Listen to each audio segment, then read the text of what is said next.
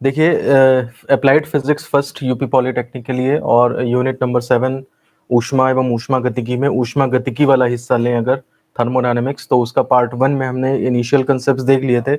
समतापी प्रक्रम, रुद्धोष्म प्रक्रम क्या थे वो देख लिए थे हमने। इनकी जो कर्व होते हैं, इनकी जो ढाल होती है, यानी कि जो स्लोप होती है, उसके बारे में भी देख लिया था, स्लोप निकालना भी देख लिया था। और उसके बाद चूंकि क्लास बहुत लंबी हो रही थी तो हमने वहीं पे एंड कर दिया था।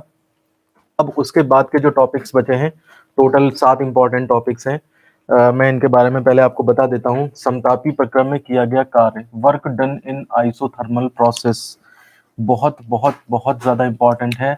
5 मार्क्स में ये आता है क्वेश्चन। उसके बाद रुद्धोष्म प्रक्रम में किया गया कार्य, ये भी 5 मार्क्स का है। सिंपल सिंपल डेरिवेशन है, करके आएंगे। अब 5 नंबर का है तो 5 नंबर पूरे पक्के मिलेंगे आपको, ठीक है ना।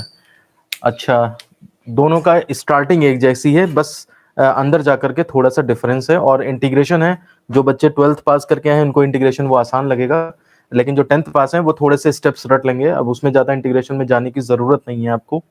उसके बाद देखिए ऊष्मा इंजन का इनिशियल कंसेप्ट और रेफ्रिजरेशन के इनिशियल कंसेप्ट लेंगे हम। और थर्ड फोर्थ का ही इंक्लूड करके फिफ्थ बनेगा ऊष्मा गतिकी का द्वितीय नियम। बिना इसको पढ़े ये ज्यादा अच्छा समझ में नहीं आता है। तो ऊष्मा इंजन के कंसेप्ट जो हैं वो आपके 2 नंबर में लायक हैं इसमें, या 1 नंबर 1 मार्क्स के क्वेश्चन। ये भी आपका 2 या 1 मार्क्स के क्वेश्चन में इसके कंसेप्ट हो सकते हैं। ऊष्मा गतिकी का द्वितीय नियम बहुत इंपॉर्टेंट है। 2 स्टेटमेंट होते हैं इसके अंदर, केल्विन प्लैंक स्टेटमेंट और क्लासिस स्टेटमेंट। केल्विन प्लैंक इसके लिए होता है और क्लासिस स्टेटमेंट इसके लिए। दोनों के दोनों जो है लिखने पड़ते हैं और 2 नंबर में ये बहुत इंपॉर्टेंट क्वेश्चन बनता है। फिर कार्नोट इंजन जो है वो आपका 2 नंबर में, 5 नंबर में, बल्कि 5 ही रखो, 5 नंबर में जनरल क्वेश्चन मतलब आता है, बहुत ज्यादा इंपॉर्टेंट। पूरी बुक के टॉप 10 क्वेश्चंस लिए जाए तो उसमें एक ये होगा जा करके। इसके अंदर कार्नोट इंजन पूरा का पूरा या फिर कार्नोट चक्र। तो कार्नोट चक्र पूरा का पूरा हमारे पास है और कार्नोट इंजन के उसके केवल कंसेप्ट्स हैं, ठीक है ना। आपको पूरा कार्नोट इंजन आपके पास सिलेबस में नहीं है, लेकिन फिर भी आपको इसे तैयार करना चाहिए, क्योंकि पेपर सेटर क्या पूछ दे हम उसके बारे में नहीं जानते। कि जो बहुत इंपॉर्टेंट टॉपिक है उसको तो पूरा ही प्रिपेयर करना चाहिए। और साथ ही साथ मैं बता दूं, बहुत लंबा आर्टिकल है। अगर आप जितना जानते हैं उतना सब कुछ लिखने बैठ गए तो करीब 6 से 7 पेज में ये आएगा आर्टिकल। तो इसलिए इसको शॉर्ट करना भी सीखना पड़ेगा कि कहाँ पे शॉर्ट करें और कहाँ पे लंबा करें। उसके बाद लास्ट कंसेप्ट एसी है, ये अभी तक तो नहीं आया, ये इंट्रोड्यूस हुआ है 2-3 साल पहले, अभी तक नहीं आया, लेकिन ये जो है आने की उम्मीद है। और आएगा तो सीधे 5 मार्क्स में आएगा। तो इसके बारे में भी हम थोड़ा सा आपको इनिशियल कंसेप्ट दे देंगे, ताकि अगर पेपर में आए तो आप उसको किस तरह से लिखेंगे। तो ठीक है, हम स्टार्ट करते हैं अपना पहला टॉपिक, समतापी प्रक्रम में किया गया कार्य। तो देखिए कैसे करेंगे हम। समतापी प्रक्रम में किया गया कार्य, तो हमने देखा था किसी भी प्रोसेस में अगर हम वर्क डन निकालना चाहते हैं, delta W is equal to या D W is equal to जो होता है वो आपका पी डीवी होता है। कोई भी कहीं भी किसी टाइप की गैस हो, अगर उसके वॉल्यूम में एक्सपेंशन डीवी हो रहा है तो जितना उसका प्रेशर है P into d V, d W उसके बराबर होता है। इसी को हमने delta W is equal to P delta V करके पढ़ा था, और उसी को हमने डिफरेंशियल फॉर्म में आज लिख लिया है। अब मान लिया सपोज करिए हमारे पास कोई गैस है, और उस गैस का स्टार्टिंग में जो है वो मान लिया सपोज वॉल्यूम V1 है, और बाद में वो एक्सपेंड करके वॉल्यूम उसका V2 हो जाता है, और हमसे पूछा जा रहा है कि कितना वर्क डन किया जाएगा। और प्रक्रम जो है हमारा, ये प्रक्रम आइसोथर्मल है, ये मतलब समतापी प्रक्रम है। तो आप देखिए, हम जानते हैं कि समतापी प्रक्रम हो चाहे कोई भी दुनिया भर का प्रक्रम हो, वर्क डन अगर निकालना है तो फॉर्मूला ये होता है। और अगर हम मान लिया सपोज करिए पूरा वॉल्यूम V1 से V2 तक अगर वर्क डन निकालना चाहते हैं, तो ये W इज इक्वल टू हो जाएगा integral P dV and V1 to V2। ये ध्यान दीजिए, छोटे से फॉर्मेट में काम करना है तो डिफरेंशिएशन का ये डी वाले कंसेप्ट चलते हैं, और जब इसी से आपको एनलार्ज करना होता है तो उस केस में इंटीग्रल की हेल्प ली जाती है। तो इसी W टोटल वर्क निकालना, छोटा वर्क मालूम है, बड़ा वर्क निकालने के लिए हमेशा इंटीग्रेशन का यूज करते हैं, ये आप ध्यान रखिए। और इंटीग्रल जो है कहाँ से कहाँ तक, तो शुरुआत में V1 था, ये इसकी लोअर लिमिट कहलाती है, लोअर लिमिट V1, और ये इसकी अपर लिमिट कहलाती है। कहां से स्टार्ट करके देखिए, इस वेरिएबल के रेस्पेक्ट में इंटीग्रेट होना है, dv जो है वो बता रहा है v के रेस्पेक्ट में इंटीग्रेट होना है, तो v की स्टार्टिंग वैल्यू क्या है वो यहाँ पे आ जाएगी, और v की फाइनल वैल्यू क्या है वो आपकी यहाँ पे आ जाती है। तो ये जो है आपकी लोअर लिमिट कहलाती है और ये आपकी अपर लिमिट कहलाती है। तो ये इंटीग्रेशन का कंसेप्ट हो गया। इससे ये लिख सकते हैं, जो 10th पास बच्चे हैं वो ध्यान दें कि वो इसको ध्यान रखें इस चीज को, अभी इससे ज्यादा बताना मतलब और कंफ्यूज हो जाएंगे आप फिर। अब देखिए, अब आपके पास देखिए इसमें जब वॉल्यूम बढ़ेगा तो जाहिर सी बात है प्रेशर में भी फर्क आएगा। तो कहने का मतलब है v तो मेरा वेरिएबल है, लेकिन साथ साथ जो है वो v वेरिएबल है, लेकिन साथ साथ p भी वेरी कर रहा है। तो मैं इस p को कुछ ऐसा कन्वर्ट करूंगा कि वो जो है कांस्टेंट में कन्वर्ट हो जाए। तो इसके लिए हम क्या करेंगे, इसके लिए हम यूज करेंगे समतापी प्रक्रम में कौन सी इक्वेशन फॉलो होती है। तो समतापी प्रक्रम में जो इक्वेशन फॉलो होती है वो आपकी PV is equal to constant, और अगर पूरा हम लिखें तो PV is equal to R T, PV equal to R T for 1 mole, ठीक है ना। और अगर हम PV equal to mu mole कर दें फॉर म्यू मोल्स, तो उस केस में PV is equal to mu R T होती है। तो चलिए हम 1 मोल के लिए स्टार्ट करते हैं और बाकी फिर बाद में कंडीशन बना देंगे, अगर म्यू मोल्स के लिए होगा तो म्यू से मल्टीप्लाई हो जानी है। तो मैं यहां से क्या करूंगा, P की वैल्यू निकालूंगा is equal to R T upon V, और ये P जो है वो ये जो इक्वेशन नंबर फर्स्ट बनी है, substituting P in equation number first, उसके अंदर रख दूंगा।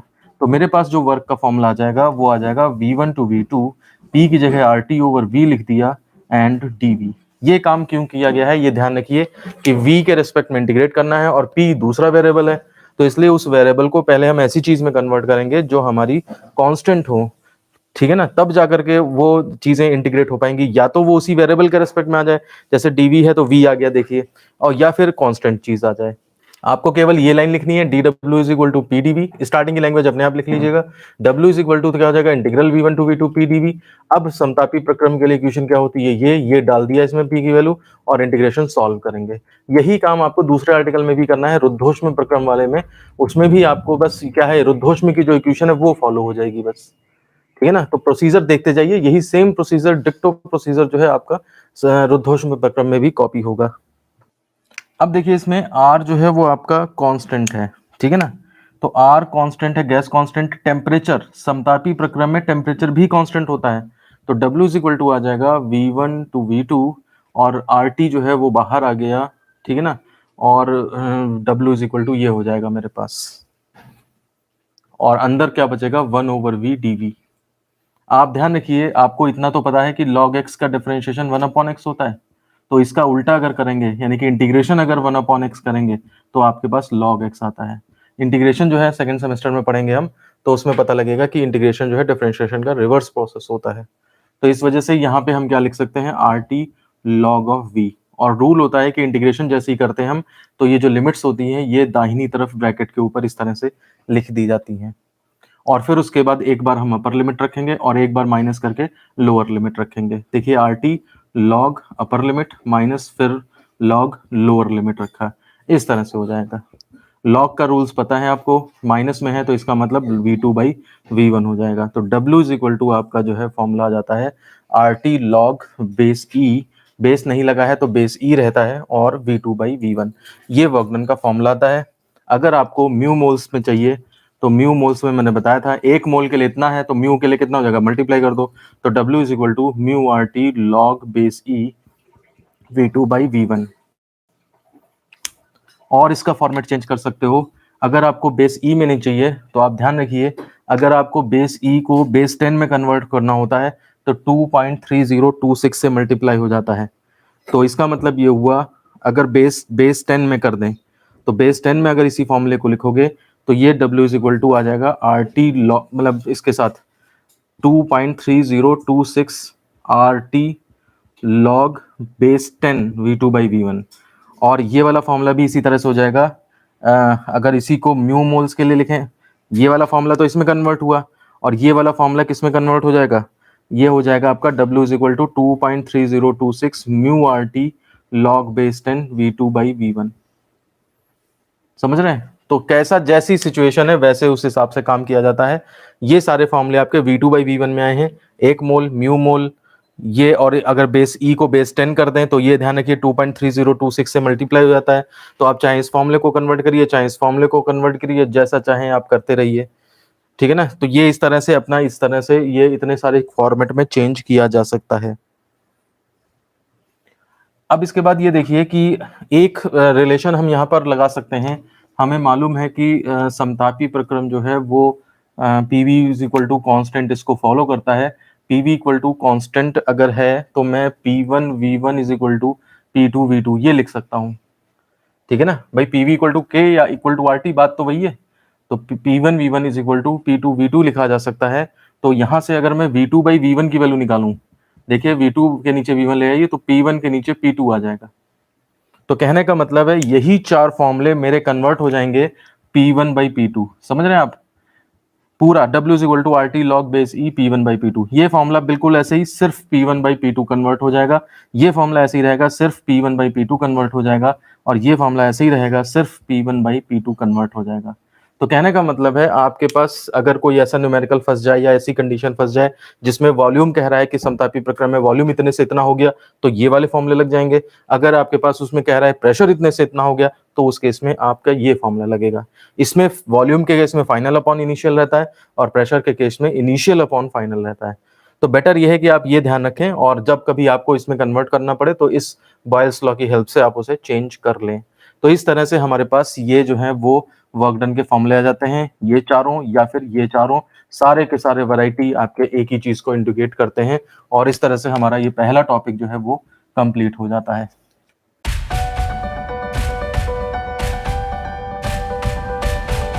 अब दूसरे आर्टिकल पे आते हैं। देखिए, रुद्धोष्म प्रक्रम में किया गया कार्य, ठीक है ना। इसको भी देखिए, बस इंटीग्रेशन थोड़ा सा इसका मेथड में इंटीग्रेशन में थोड़ी सी एडजस्टमेंट्स हैं जिस वजह से ये लंबा हो जाता है, अदरवाइज इसकी थीम वही है। थीम को पहचानिए आप और फिर उसके बाद जो एक्स्ट्रा चीज है उसे याद कर लीजिए। तो देखिए, इसकी स्टार्टिंग भी वहीं से होगी। W इज इक्वल टू, पहले DW is equal to PdV लिख दोगे, फिर W is equal to V1 to V2 PdV हो गया, ठीक है ना। अब आप यहाँ पर देखिए कि हमें जो है यहाँ पर क्या रखना है, P की वैल्यू V की फॉर्म में रखनी है। तो P की वैल्यू V की फॉर्म में कैसे रखेंगे, तो रुद्धोष्म प्रक्रम जो है वो कौन सी इक्वेशन को फॉलो करता है, Poisson's law PV to the power gamma is equal to constant, इसको फॉलो करता है, ठीक है ना। या फिर P1 V1 to the power gamma is equal to P2 V2 to the power gamma is equal to K। Equation number first second, किसी को भी इसकी जरूरत पहले करेंगे और इसका यूज बाद में करेंगे। देखिएगा कैसे हम क्या करेंगे इसके अंदर। देखिए, रख दिया V1 टू V2, P की जगह आप क्या रख दोगे, K by V to the power gamma dV, ये मैंने रख दिया इसकी जगह पे। कांस्टेंट है वो बाहर आ जाएगा, इंटीग्रल V1 टू V2 और ये V to the power minus gamma dV, ये ऊपर ले गया मैं। इंटीग्रेशन का जो फॉर्मूला होता है, integral x to the power n dx, ये होता है x to the power n+1 upon n+1, ये फॉर्मूला होता है। तो इस फॉर्मूले को जब हम यहाँ पे लगा देंगे तो k और इसका इंटीग्रल देखिए कितना हो जाएगा, v to the power minus gamma plus 1 upon minus gamma plus 1 और लिमिट लग जाएगी V1 टू V2। इसमें देखिए 1 माइनस गामा हम बाहर कर सकते हैं, तो k बाई 1 माइनस गामा आप बाहर कर लीजिए और अंदर अपर लिमिट यानी कि V2 to the power 1 minus gamma minus lower limit V2 to the power 1 minus gamma. ये इंटीग्रल का फॉर्मूला 12th वाले बच्चों को याद होगा, लेकिन 10th वाले बच्चों को नहीं याद है, तो इसलिए थोड़ी देर के लिए या तो रट लें या फिर इसको ही ध्यान रख लें, जैसा चाहें वो कैसा जैसा भी कर सकते हैं। इसमें ज्यादा डिटेल में जाने की जरूरत नहीं है इस टाइम पे। ये समतापी प्रक्रम वाला वर्क डन आपका यूज होगा करके कार्नोट इंजन के अंदर, कार्नोट साइकिल रुद्धोष्म प्रक्रम में किया गया, ये भी यूज होगा आपका कार्नोट इंजन के अंदर। ऊष्मा इंजन का कंसेप्ट भी आपका कार्नोट इंजन के अंदर, कार्नोट चक्र के अंदर यूज होगा करके, ठीक है ना। तो कहने का मतलब है ये तीनों आर्टिकल इतना ढंग से पढ़ने हैं कि इंपॉर्टेंट भी हैं और साथ ही साथ कार्नोट इंजन में भी हेल्प करेंगे। कोई अगर केवल कार्नोट इंजन रटने की कोशिश करेगा तो बहुत दिक्कत आएगी। इसलिए आपको समतापी रुद्धोष्म प्रक्रम के बारे में, उनका जो कर्व है जो हमने पीछे पढ़ा, जो आज हम वर्क डन पढ़ रहे हैं, ये सारी चीजें प्रिपेयर रहेंगी, तब जाकर के वो उम्मीद करें कि उसको कार्नोट चक्र इस लायक रट पाएगा कि वो पेपर में परफॉर्म करते। अब देखिए, जो इसमें मेन बात है मैं उसके ऊपर आ रहा हूँ। इसमें आप ये देखिए कि इसके अंदर जो 1 माइनस गामा ये टर्म है, आप जानते हैं गामा की वैल्यू बड़ी होती है 1 से, और गामा की वैल्यू 1 से बड़ी होने की वजह से हम देखेंगे कि 1 माइनस गामा, 1 से बड़ी वैल्यू सब्ट्रैक्ट करोगे तो एक नेगेटिव आएगा। ये चीज नेगेटिव पड़ रही है, वैसा हम नहीं लिखना चाहते। इसलिए बुक्स में क्या करते हैं, इसको जबरदस्ती गामा माइनस 1 बनाते हैं। और ये गामा माइनस 1 कैसे बनेगा, आप माइनस अंदर से बाहर लाएंगे कॉमन लेकर के और नीचे पहुंचा देंगे। तो ये जो मेरी लाइन है वो कन्वर्ट हो जाएगी k बाई गामा माइनस 1 और अंदर फिर आपका क्या हो जाएगा, V1 पहले आ जाएगा, minus V2 to the power 1 minus gamma, ये चीज आ जाएगी। ठीक है ना। अक्सर लोग समझ नहीं पाते हैं ये सब क्यों किया गया है, वो इसी में चलाते रहते हैं। तो ये इस वजह से किया है ताकि मेरा ये जो है अमाउंट ये पॉजिटिव आ जाए। अब देखिए के को अंदर भेजिए आप, ये ट्रिक है, इस ट्रिक को आप हमेशा ध्यान रखेंगे कि ये के जो है वो अंदर भेजना है, यहाँ भी मल्टीप्लाई होगा, यहाँ भी चला जाएगा। और V1 वाले टर्म के साथ आप के की वैल्यू यहां से उठा के रखोगे, ये वाली वैल्यू V1 के साथ P1 V1 वाली वैल्यू, और यहां पर जो के आएगा उसकी वैल्यू ये वाली उठा के यहां रखोगे, V2 के साथ P2 V2 वाला टर्म इन्वॉल्व होगा। मैं इस चीज को करके बताता हूं, आप तब इसको अच्छी तरह से समझ पाओगे। बहरहाल ये ट्रिक ध्यान रखिएगा, यहाँ पर ये हाईलाइटर से कर लीजिएगा कि ये ट्रिक है जो ध्यान रख के जानी है आपने। क्या करना है, यहाँ पे के से अंदर मल्टीप्लाई करना है, तो ये 1/गामा-1 ये बचा, और आपने के को भेजा इसके साथ भी V1 to the power 1 minus gamma, minus के को आपने इसके साथ भी भेजा V2 to the power 1 minus gamma. ठीक है ना। अब के की वैल्यू सेकंड से रखनी है, लेकिन सोच समझ के जहां जिसकी जरूरत है, सब्स्टिट्यूटिंग के फ्रॉम फर्स्ट। तो आप देखिए 1/गामा-1, इस के यहाँ पर के की वैल्यू हम P1 V1 to the power gamma रखेंगे, एंड ये तो पुराना मौजूद ही है, माइनस इस के की वैल्यू आप यहाँ पर P2 V2 to the power gamma रखेंगे, और यहाँ पे V2 to the power 1 minus gamma मौजूद ही है। इस तरह से हमने के की वैल्यू, सारा खेल यहीं पर है, तभी आर्टिकल एडजस्ट हो पाता है। फिर से देख लीजिए, हमने क्या किया, स्टार्टिंग वहीं से करी है, बस P to the power gamma constant से वैल्यू रखी पी की, और फिर उसे इंटीग्रल किया। इंटीग्रल करने के बाद पहली जो ट्रिक ध्यान रखनी है कि माइनस अंदर से कॉमन लेकर के इस 1 माइनस गामा को गामा-1 बना लीजिए। उसके बाद इस के को अंदर भेजना है, और के की वैल्यू जो रखनी है P1 V1 to the power gamma is equal to P2 V2 to the power gamma is equal to constant से। तो के की वैल्यू कौन कौन सी कहाँ रखनी है वो देखना है। V1 है तो उसके साथ P1 V1 to the power gamma रखा, और V2 है तो उसके साथ P2 V2 to the power gamma रखा। बस अब आप इसे सॉल्व कर दें, आपका आंसर आपके सामने आ जाएगा।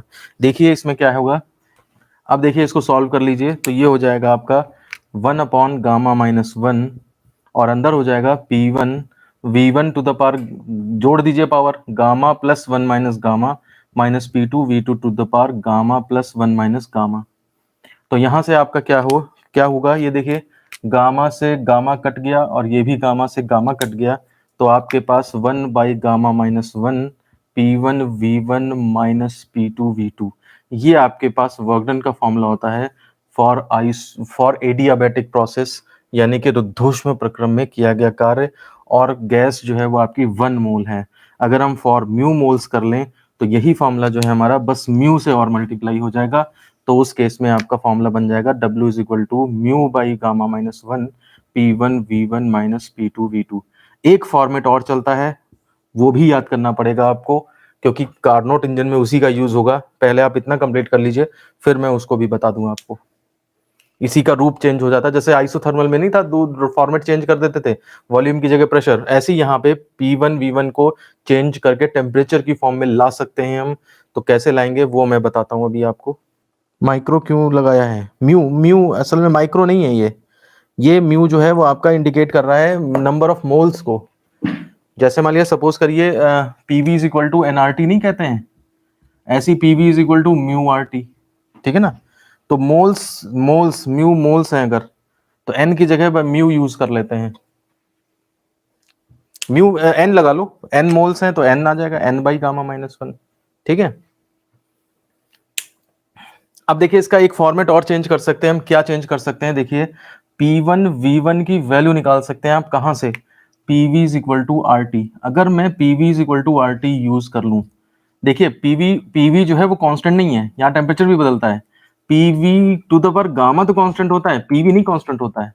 तो using this relation, initial condition में अगर मैं देखूं तो P1 V1 is equal to RT1 होगा, एंड फाइनल कंडीशन में P2 V2 is equal to RT2 होगा।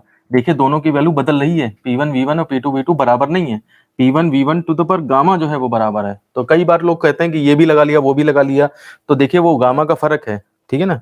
तो अगर मैं P1 V1 और P2 V2 की वैल्यू RT1 और RT2 वो इसमें रख दूं, तो देखिए हमारा ये फॉर्मूला जो है वो अब चेंज होकर के कितना आ जाता है, तो ये आपका आ जाएगा W इज इक्वल टू 1/गामा-1, P1 V1 की जगह RT1 माइनस P2 V2 की जगह RT2, और यहाँ से R कॉमन हो जाएगा, तो R/गामा-1 T1 माइनस T2।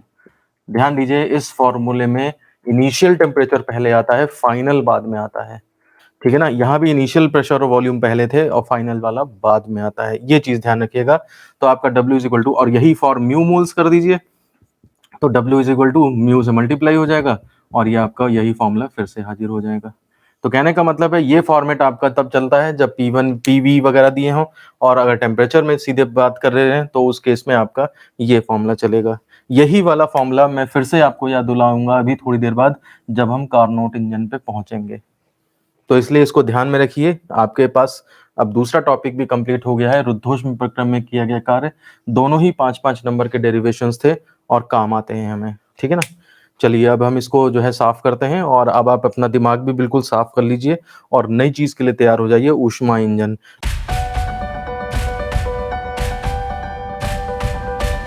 क्योंकि यहाँ से जो चीजें चलेंगी वो आपके डेली लाइफ से रिलेट करती हैं, दोनों तीनों चीजें आपस में मिली जुली हैं, ठीक है। देखिए ऊष्मा इंजन जो होता है वो आपका वो डिवाइस है, अगर इसकी डेफिनेशन लिखने को आ जाए तो वो डिवाइस है जो किसी सोर्स से, सोर्स का मतलब हो जिसके पास हीट हो, ठीक है ना, इसका ज्यादातर T1 कंसीडर किया जाता है, ठीक है ना, और इससे वो हीट ले, ठीक है, सोर्स से कुछ हीट ले, कोई इसके अंदर एक वर्किंग सब्सटेंस होना चाहिए, कार्यकारी पदार्थ होना चाहिए, जैसे कोई गैस हो गई या कुछ भी हो गया, उससे वो हीट ले, सपोज Q1 हीट ली इसने, उससे कुछ तो वर्क करके दे दे आपको, W करके दे दे, कुछ काम करके दे दे, और बाकी बचा हुआ हीट का अमाउंट वो अगर सिंक को दे दे, जो कि सिंक का टेम्परेचर आपका T2 है और T1 जो है वो ग्रेटर देन T2 है, यानी कि ये ठंडा है और ये आपका गर्म है। तो इस तरह की जो ये, इसको हम कहते हैं ऊष्मा इंजन। कंसेप्ट वो एक डिवाइस है इस तरह की कि गर्म सोर्स यानी कि हॉट सोर्स से हीट लेकर के उसका कुछ हिस्सा वर्क में कन्वर्ट करके दे देता है हमें, और बाकी बचा हुआ हिस्सा जो है वो सिंक को दे देता है, ठीक है ना। मैं इसका जो है आपको एग्जांपल देता हूं, जैसे मान लिया सपोज करिए हमारी कार है, तो कार के अंदर जो है वो जब इंजन चलता है तो वो हवा खींचता है, तो आपका वर्किंग सब्सटेंस जो है हवा हो जाता है, ठीक है ना, एयर यानी कि जो ले रहा है। सोर्स आपका जो है वो पेट्रोल से जो बर्न किया, पेट्रोल में जो स्पार्क प्लग लगे होते हैं, पेट्रोल से आपने गर्म किया उसको, तो ये जो हीट प्रोड्यूस हुई है ये आपका सोर्स बन जाता है। वर्क का मतलब है वो पहियों को घुमाने लगता है, तो आपको मैकेनिकल वर्क मिलने लगता है, ठीक है ना। यहाँ से हीट ली, मैकेनिकल वर्क मिला, और कुछ हिस्सा उसने सिंक को दे दिया। सिंक आपका जो रेडिएटर है, रेडिएटर जहाँ पे आप ग्रीन ग्रीन कलर का कूलेंट डालते हैं, उसको कुछ हिस्सा उसने दे दिया, बाकी बचा हुआ वर्क में कन्वर्ट करके दे दिया। समझ रहे बात आपको। तो ये ऊष्मा इंजन वो डिवाइस है जो गर्म कुछ हिस्सा उसका वर्क में कन्वर्ट करता है, बाकी जो है सिंक। आप कहोगे कि ये सिंक को देना जरूरी है क्या, तो हाँ जी ये बहुत जरूरी है। कारण क्या है इसको देने का, ये आज तक किसी को पता नहीं है, ठीक है ना। ये ऐसे अनआंसर्ड क्वेश्चन हैं जिनको फिजिक्स में ये मान लिया गया कि भाई ऐसा होता है, बस उसी को स्टेटमेंट बना दिया, और इसी स्टेटमेंट को फिर हम ऊष्मा गतिकी के द्वितीय नियम में पढ़ेंगे। तो इसलिए आप ये इमेजिन करिए कि ये आप मान लीजिए कि आज तक कोई ऐसी डिवाइस नहीं बनी, आज तक कोई ऐसा इंजन नहीं बना कि जो बिना सिंक काम कर सके, यानी कि सारी की सारी हीट को वर्क में कन्वर्ट करना असंभव है। कोई डिवाइस ऐसी नहीं बन सकती, फिजिक्स मना कर रही है उस। आप आइडियल में चले जाइए, सब कुछ आप आइडियल ले लीजिए, लेकिन उस केस में जो है किसी भी सूरत में आप सिंक को हटा नहीं सकते, इंजन काम नहीं करेगा। ये कोई ऐसा नहीं है कि एक घर्षण है या कुछ है कि हटा लें चलो तब काम करने लगेगा, ऐसा नहीं है। ये सिंक होना मस्ट है, बिना इसके इंजन काम ही नहीं कर सकता। अब देखिए इसके अंदर ये तो ऊष्मा इंजन की जो है वो डेफिनेशन हो गई, और उसका जो है ब्लॉक डायग्राम हो गया, ये ब्लॉक डायग्राम हो गया, ठीक है ना। डेफिनेशन आपको बता ही दी मैंने, आप उसको बुक से देख लेंगे। अब आता है कि कितनी शॉर्ट में अगर इसे बनाना है कभी, तो आप बस ये सर्कल बनाइए, Q1 हीट ली, Q2 दी, और बचा हुआ वर्क डन। ये छोटा सा, कभी भी आपको कोई न्यूमेरिकल करना हो या किस पे आते हैं तो उस केस में बस छोटा सा ये डायग्राम बनाना है, ये डब्बा-डुब्बा बनाने की ज़रूरत नहीं है बार-बार, इसी से आपको समझ में आ जाएगा। तो यहाँ पर पहली बात तो एक फ़ॉर्मूला निकलता है, वर्क कितना करा जाएगा, तो वर्क इज़ इक्वल टू देखिए Q1 हीट ली, Q2 दे दी, तो बचा हुआ क्या होगा, ये वर्क में मिल जाएगा। तो एक तो फ़ॉर्मूला इसका इक्वेशन नंबर 1 ये आपको याद रखनी है। दूसरा इसके अंदर आता है इंजन की दक्षता, एफिशिएंसी कैसे निकलेगी, तो एफिशिएंसी के लिए जो है वो देखिए ईटा इज़ इक्वल टू कैसे डिफाइन होता है, इंजन कितना अच्छा है ये कैसे बताओगे आप? इंजन वो अच्छा माना जाएगा जो कम से कम पेट्रोल खर्च करे, यानी कि कम से कम हीट ले, यानी कि इनवर्सली प्रोपोर्शनल टू Q1 हो। ठीक है ना? जितनी कम हीट लेकर के काम करेगा वो उतना ज्यादा अच्छा दक्ष, यानी कि उतना ही ज्यादा जो है वो उसकी दक्षता होगी और ज्यादा से ज्यादा काम करके दे दे। W इज इक्वल टू जो है वो डायरेक्टली प्रोपोर्शनल में आना चाहिए। सीधा लॉजिक है, कोई याद करने की जरूरत नहीं, कभी भी भूलने लगो तुरंत ध्यान लेना, जो ज्यादा काम करके देगा वो अच्छा है और जो कम हीट में काम करके दे देगा, कम हीट से ज्यादा वर्क दे दे, वो इंजन ज्यादा अच्छा माना जाएगा। जैसे मान लिया सपोज करिए आप गाय खरीदने गए, तो एक गाय ऐसी है जो 10 किलो भूसा खाती है और दूध 1 लीटर देती है। दूसरी गाय ऐसी है जो 1 ही किलो भूसा खाती है और 10 लीटर दूध देती है। तो आप कौन सी गाय लोगे? तो आप दूसरी वाली गाय लोगे कि ये खा कम रही है, चारा कम खा रही है और दूध ज्यादा दे रही है। समझ रहे बात आप? जैसे एक जर्सी गाय आती है, जर्सी गाय के बारे में फेमस है कि चारा उतना ही खाती है लेकिन दूध जो है वो 25-25 लीटर, 30-30 लीटर, 35-35 लीटर दूध दे देती है। तो इस वजह से जो है वो कम एनर्जी कंज्यूम का, कम हीट ले और ज्यादा काम करके दे, यानी कि ये इनवर्सली प्रोपोर्शनल और डायरेक्टली प्रोपोर्शनल, तो वो इंजन की दक्षता कहलाती है।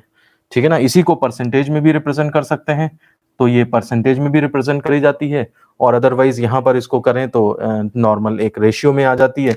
इसमें फर्स्ट से वैल्यू, ये सेकंड हो गई, फर्स्ट से वैल्यू डाल दीजिए, तो ये वाली W की वैल्यू डाल देंगे तो ईटा इज इक्वल टू आ जाएगा Q1 minus Q2 upon Q1, यानी कि इसको अगर सॉल्व कर दें तो ये हो जाएगा, यहाँ पे लिख देता हूँ सबसे ऊपर, eta is equal to 1 minus Q2 by Q1। ये फॉर्मूला जो है एफिशिएंसी का इक्वेशन नंबर 3 ये निकल के आता है। जरा ब्लॉक डायग्राम नोट करिए और ये फॉर्मूले तीनों नोट करिए। एफिशिएंसी की डेफिनेशन पूछ सकते हैं आपसे, याद कर लीजिएगा, इंजन की डेफिनेशन पूछ सकते हैं और एफिशिएंसी का ये दोनों फॉर्मूले न्यूमेरिकल्स में काम आते हैं। बहुत इंपॉर्टेंट आर्टिकल है, नोट कर लीजिए इसे और मुझे बताइए कोई प्रॉब्लम है अगर किसी को। अच्छा, डायग्राम समझाना है, देख लीजिए एक बार फिर से देख लीजिए।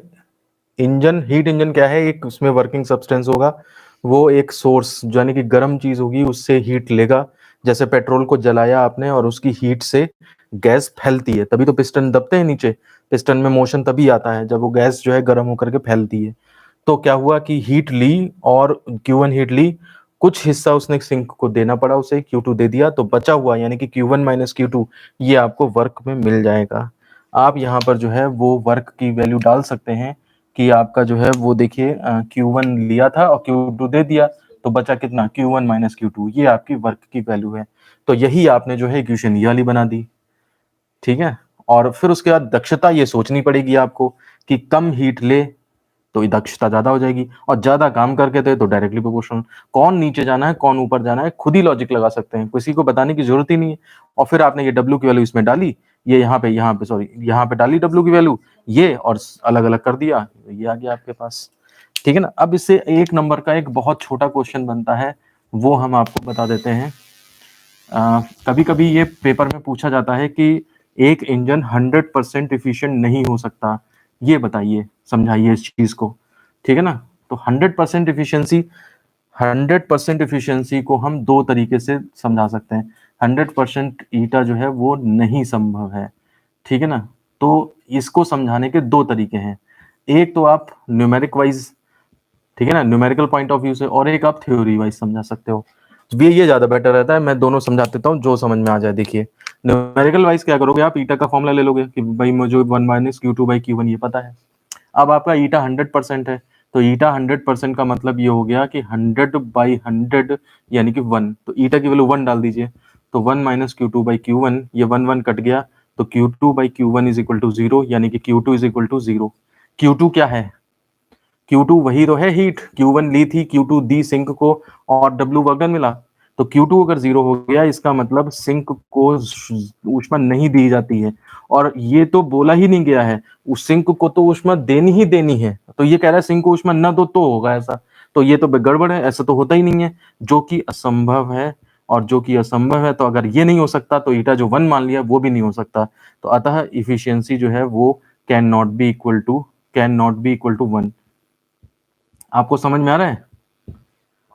ईटा 1 मान लिया, ठीक है ना, माना ईटा इज इक्वल टू 100% यानी कि 1 है, तो उस केस में आपके पास ये गड़बड़ रिजल्ट आ रहा है। इसका मतलब जो माना है वो भी नहीं हो सकता। और थ्योरी वाइज ये समझाओगे कि अगर 100% एफिशिएंसी है, इसका मतलब जितना Q1 ले रहा है सारा का सारा वर्क में कन्वर्ट कर रहा है, सिंक को कुछ भी नहीं दे रहा है, जो कि असंभव है। बात वही आ गई। एफिशिएंसी 100% का मतलब क्या है? जितना खाए, जितना लिया उतना सारा का सारा वर्क में उसने दे दिया, ठीक है ना। तो इस तरह से क्या मतलब आप समझ सकते, थ्योरी वाइज भी वही बता रहे हैं और न्यूमेरिक वाइज भी। तो ये तरीका ज्यादा सूट करता है। थोड़ा सा लगता है कि हाँ भाई आपने बहुत अच्छा लॉजिक लगाया, तो अगर आ जाए पेपर में तो आप बजाय लैंग्वेज के आप इस तरीके से उसको समझा देंगे। तो ये आपका तीसरा पार्ट खत्म होता है, ऊष्मा इंजन।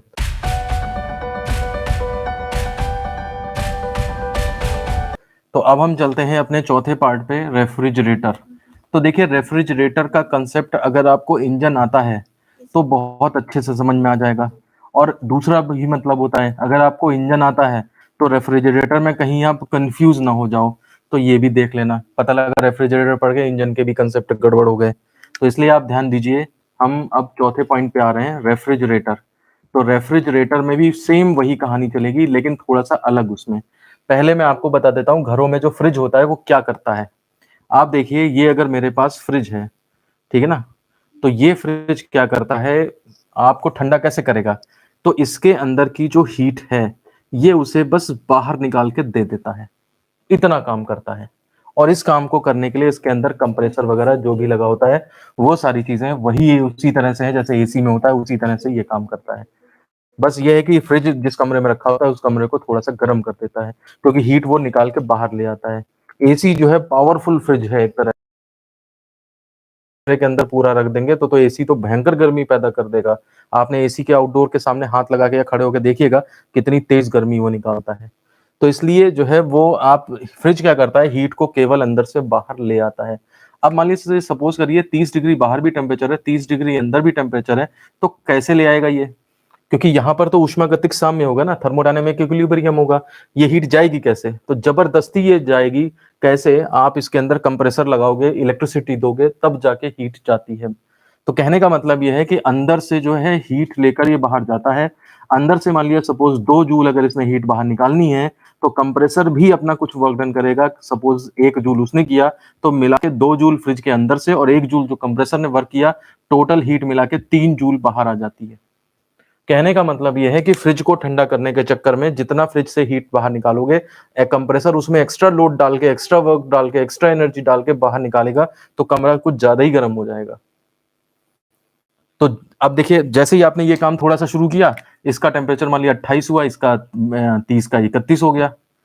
समझ रहे हैं? फिर अब 28 से 31 पे जाना तो और मुश्किल काम है, फ्रिज को और मेहनत करनी पड़ेगी, और ज्यादा एनर्जी करके वो निकालेगा। अब इस तरह से धीरे धीरे फ्रिज जो है वो 28, 27, 26, 25 और 5 डिग्री, 2 डिग्री ऐसे जाता जाता है, कमरा अपना 31, 32, 33 डिग्री इतना गर्म होता चला जाता है। इस तरह से कूलिंग होती है। कहने का मतलब है जितना ज्यादा ठंडा करना चाहोगे उतना ही ज्यादा कंप्रेसर पे लोड पड़ेगा, उतनी ही ज्यादा इलेक्ट्रिसिटी कंज्यूम होगी। ठीक है, ये फ्रिज का कंसेप्ट है जो हमारे घरों में है। अब हम इसको हटा रहे हैं और अब आप देखिए मैं फ्रिज का कंसेप्ट, उसका ब्लॉक डायग्राम बना रहा हूं, तो देखिए समझ में आ जाएंगी सारी चीजें। फ्रिज के अंदर भी क्या है कि आपके पास एक सिंक है, और सिंक कौन है? जो ठंडा है। ठंडा कौन है? यानी कि फ्रिज का इंटीरियर, फ्रिज के अंदर का हिस्सा, ये आपका सिंक हो गया। वातावरण जो बाहर का है, एटमॉस्फेयर जो है, वो आपका सोर्स हो गया। ये T1 टेम्परेचर पे है, T1 ग्रेटर देन T2, ये गर्म है, ये ठंडा है। आपको हीट यहां से ले जानी है, इसमें देनी है। मतलब इंजन, जैसे इंजन में सोर्स ऊपर था, सिंक नीचे, वैसे ही सोर्स सिंक यहाँ पे T1 T2 टेम्परेचर भी वही है। ठीक है ना, वो चीज सेम है। कार्यकारी पदार्थ भी वही है। फ्रिज में जानते हैं आप, कार्यकारी पदार्थ के रूप में एक स्पेशल गैस ली जाती है, जो कहते हैं कि खतरा, को खतरा होता है। ठीक है ना, तो वो वर्किंग सब्सटेंस जो है वो फ्रिज के अंदर काम करता है। अब क्या होता है, यहाँ पे आपका सिंक Q2 हीट ली, ध्यान दीजिए वहां Q1 या Q2 नाम थे, Q2 हीट यहां से ली और इलेक्ट्रिसिटी ने इसके ऊपर वर्क किया। इंजन के अंदर हम वर्क वहां बनाते थे क्योंकि वो देता था, यहाँ दे नहीं रहा, यहाँ ले करना पड़ रहा है हमें। तो ये इलेक्ट्रिसिटी है जो वर्क डन कर रही है, और ये वर्क डन और ये दोनों मिलके Q1 की फॉर्म में वहां पे चले जाते हैं। वो निकल रहा था, उसका एक हिस्सा उधर जा रहा था, एक इधर, यहाँ से ये चल रहा है, इलेक्ट्रिसिटी और आ रही है, और दोनों मिलके फिर ऊपर चले जा रहे हैं। आप बताइए, मुझे डायग्राम समझ में आ रहा है? एक्चुअल फ्रिज और ये जो ब्लॉक डायग्राम यहाँ पे बनाया है, इन दोनों में रिलेट कर पा रहे हैं आप? अच्छा, डायग्राम की बात ये कर रहे थे, तो हम फिर से बता देते हैं आपको। रेफ्रिजरेशन में क्या होता है, सिंक जो कि लोअर टेम्परेचर पे है, उससे हीट हायर टेम्परेचर पे ट्रांसफर करी जाती है सोर्स को, और with the help of electricity, जो एक्सटर्नल वर्क डन है उसकी हेल्प से ट्रांसफर करी जाती है। तो होता यह है कि Q2 हीट तो आपने यहाँ से ली, इलेक्ट्रिसिटी ने वर्क डन यहाँ से किया, और ये दोनों मिलकर के टोटल बन के वहां पहुंच जाते हैं। कहने का मतलब है, मैं अगर यहाँ पे इक्वेशन लिखूंगा, तो इक्वेशन जो लिखी जाएगी वो इस तरह से लिखी जाएगी, ध्यान दीजिए। Q2 और W मिले, W और Q2 मिले और कहाँ चले गए, Q1 में। तो इसका मतलब W यहाँ से कितना आ जाएगा, उसको उधर ले जाएं तो Q1 माइनस Q2। कहने का मतलब है, आप ध्यान दीजिए, फॉर्मूला वही आ गया है जो इंजन की तरह है, लेकिन वहां पे क्या होता था, ये वर्क जो है वो Q1 लेते थे और Q2 देते थे, तो बचा हुआ वर्क मिलता था। यहाँ पे ये जो वर्क है वो Q1 Q2 हीट को Q2 हीट ली जा रही है, Q1 दी जा रही है, तो इलेक्ट्रिसिटी कितना काम कर रही है, तो उसके लिए वर्क है आपका। ये क्वेश्चन नंबर फर्स्ट हो गई। इसके बाद जैसे वहां इंजन की दक्षता होती थी, यहाँ पर इंजन की दक्षता की बजाय यहाँ पर कहा जाता है coefficient of performance, coefficient of performance, ठीक है ना, इसको COP बोलते हैं और बीटा से रिप्रेजेंट करते हैं। काम वही है, दक्षता, फ्रिज कितना अच्छा है ये बताने के लिए हम कोफिशिएंट ऑफ परफॉर्मेंस, ठीक है ना, COP का यूज करते हैं। तो किसी रेफ्रिजरेटर की बीटा यानी कि स्कोप अगर निकालें, तो बीटा या फिर COP इज इक्वल टू होता है। अब देखिए दक्षता कैसी मानी जाएगी, ज्यादा से ज्यादा हीट को निकाल दे वो, फ्रिज से ले ले, और इलेक्ट्रिसिटी कम खर्च करे। समझ रहे बात को, आप क्या बोल रहा हूं मैं? कहने का मतलब यह है कि ज्यादा से ज्यादा हीट निकाल दे अंदर से, और इलेक्ट्रिसिटी जो है कम खर्च करे। तो कम खर्च करेगा इलेक्ट्रिसिटी, बीटा ज्यादा हो जाएगा, और ज्यादा हीट अगर ले ली उसने निकाल दी फ्रिज के अंदर से, तो ज्यादा अच्छा इंजन, ज्यादा अच्छा रेफ्रिजरेटर कहलाएगा। बस इसमें आप क्या करिए, W की वैल्यू डाल दीजिए, तो बीटा इज इक्वल टू हो जाएगा आपका Q2 by Q1 minus Q2। ये आपका कोफिशिएंट ऑफ परफॉर्मेंस का ये फॉर्मूला, और अगर Q1 Q2 की फॉर्म में लिखें तो ये फॉर्मूला। ये क्वेश्चन नंबर सेकंड और ये थर्ड। जिस तरह से वहां तीन फॉर्मूले चलते हैं, ईटा का यहाँ बीटा का फॉर्मूला चलता है, और वो तीन फॉर्मूले इस तरह से काम करते हैं। तो इसलिए चूंकि इसकी जरूरत पड़ती है हमें ऊष्मागतिकी के द्वितीय नियम का स्टेटमेंट, अदरवाइज आप ना देखें तो भी स्टेटमेंट हम बताएंगे तो आपको थोड़ा ज्यादा रटना पड़ेगा। ऐसे में यह है कि थोड़ा सा कम रटना पड़ेगा। रटना तो है ही हर चीज में। आप ये मान लीजिए, आप चाहे जितना सब समझ लीजिए, एग्जाम टाइम में आपको अगर सब चीजें एक साथ लिखनी है तो रटना तो पड़ेगा ही पड़ेगा। अब अगर साल भर आपने अच्छी तरह से समझा है, मेहनत करी है, लिख लिख करके नोट्स बनाए हैं, देखा है, समझ के नोट्स बनाए हैं, तो उस केस में जो है वो आप उसको आराम से रट ले जाओगे सारी चीजें A to Z। तो ये एग्जाम में परफॉर्म करने का तरीका है। अगर आप सोचते हो हमने समझ लिया अब हम लिख लेंगे, तो ऐसा भूल है आपकी। देखिए, अब हम आते हैं, बहुत इंपॉर्टेंट टॉपिक है ऊष्मागतिकी का द्वितीय नियम, यानी कि सेकंड लॉ ऑफ थर्मोडायनेमिक्स। ठीक है ना, ये स्टेटमेंट है। अगर आपके पास ये शॉर्ट नोट में आ जाए 5 नंबर में, तो आपको इसके साथ कुछ और बातें भी लिखनी पड़ेंगी। ठीक है ना, तो देखिए मैं बता देता हूं आपको पहले। हालांकि जरूरत समझ लीजिए क्या है इसकी, नीड क्या पड़ी, आवश्यकता क्या पड़ी।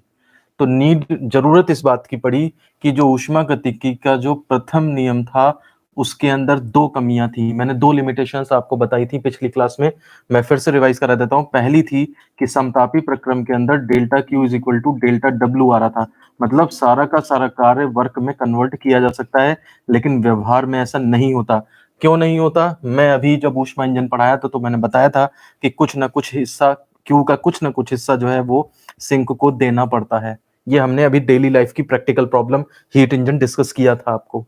ठीक है ना। दूसरा इसमें यह था कि हीट अगर हायर टेम्परेचर से लोअर टेम्परेचर पे जाना चाहे और लोअर टेम्परेचर से हायर टेम्परेचर पे जाना चाहे तो कोई प्रॉब्लम नहीं होनी चाहिए, मतलब सही है, सब बिल्कुल हो जाएगा। लेकिन डेली लाइफ में ये देखा जाता है कि heat higher temperature to lower temperature चली जाती है अपने आप, लेकिन लोअर टू हायर से अपने आप नहीं जाती है। जैसे हमने अभी क्या देखा, फ्रिज का कंसेप्ट देखा। देखिए ये फ्रिज का कंसेप्ट आ रहा है और ये ऊष्मा इंजन का कंसेप्ट आ रहा है। इसीलिए मैं एक साथ दोनों पढ़ाता हूं ताकि उसमें मैं यहाँ पे आपको अच्छी तरह से उसको समझा सकूं। तो ठीक है, इसमें जो है वो देखिए लोअर टेम्परेचर से हायर टेम्परेचर पे भेजने के लिए, यानी कि फ्रिज के अंदर से फ्रिज के बाहर भेजने के लिए आपको इलेक्ट्रिसिटी डब्ल्यू की जरूरत पड़ती है। तो इसलिए इन दोनों जो ये प्रैक्टिकल प्रॉब्लम्स हैं डेली लाइफ में, इनको बताने के लिए, जैसे कि इनको हाँ भाई कि ऐसा होता है, तो इसके लिए सेकंड लॉ बनाया गया। सेकंड लॉ कोई ऐसा नहीं है कि इनको बता देगा, कारण बता देगा कि हाँ भाई ये देखो ऐसा होता है, ऐसा इसलिए होता है, सिंक इसलिए लेते हैं और इलेक्ट्रिसिटी इसलिए लेते हैं। वो कारण नहीं बताता, वो केवल कह देता है, नियम बना दिया आपने कि भाई ऐसा ही है। समझ रहे हैं आप बात को? जैसे कई बार आपने देखा होगा कि सरकार ने कुछ बात कही, सुप्रीम कोर्ट ने उसे नहीं मानी, तो सरकार ने क्या किया, उसके ऊपर नियम बना दिया, लॉ बना दिया। अब जब नियम कानून बना दिया, संसद ने पारित कर दिया, तो सुप्रीम कोर्ट को भी उसे मानना पड़ता है। तो ऐसी ये बात है कि जो प्रथम नियम में लोग कह रहे थे कि भाई ऐसा नहीं होता वैसा नहीं होता, तो सेकंड लॉ में क्या किया गया, इन्हीं चीजों को जो है वो कह दिया गया कि हाँ भाई ऐसा नहीं होता, ऐसा नहीं होता।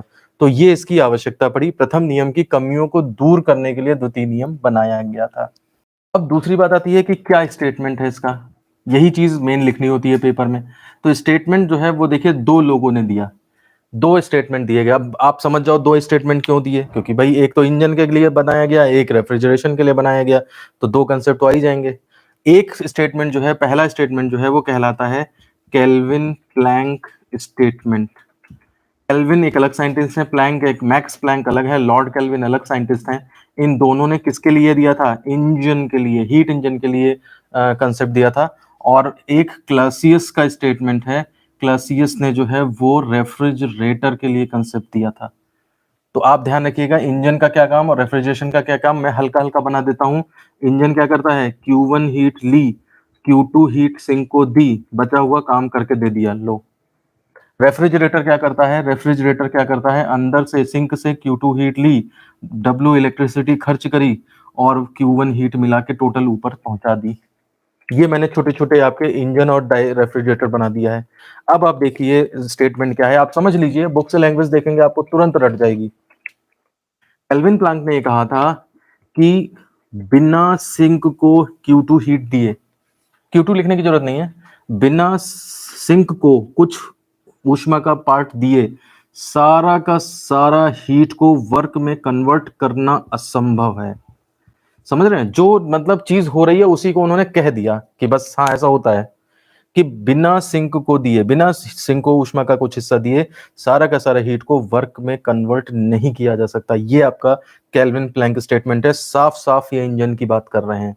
बोलेंगे नहीं बस इंजन में, बस ऊष्मा को कार्य में नहीं परिवर्तित कर सकते बिना सिंक को दिए, बस ये कंसेप्ट आपका, ये लाइन जो है वो केल्विन प्लैंक स्टेटमेंट कहलाएगी।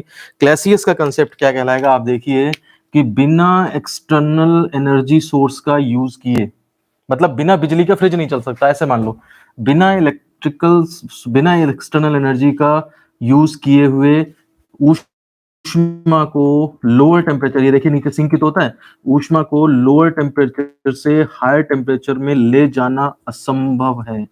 मतलब बिजली लगाओगे तो फ्रिज काम करेगा, बिना बिजली के फ्रिज काम नहीं करेगा।